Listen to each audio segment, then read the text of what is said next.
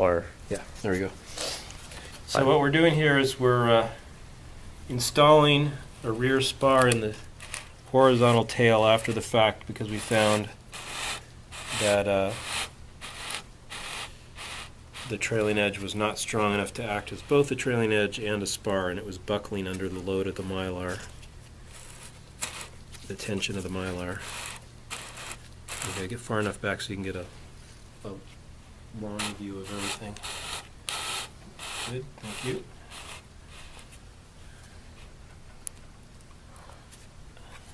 I'm trying to get it lined up with the holes that we just cut with the hot wire, with a hot wand, hot knife, whatever they call it. I like to call it a hot wand, seems like a wand.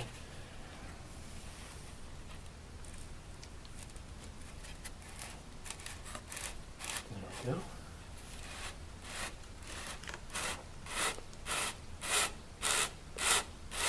So this rear spar was made out of very thin walled tubing, 11 thousandths of an inch, 198 OD, which is 5 millimeters, and but it only comes in 30-inch lengths, so we had to splice 6 pieces together with 4 millimeter tubing inside, and then we're going to reinforce with some Kevlar lashing on the joints.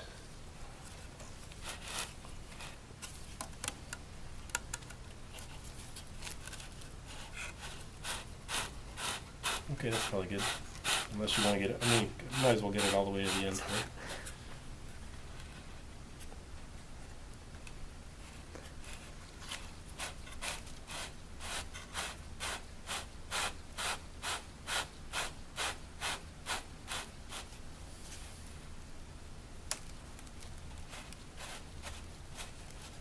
Voila.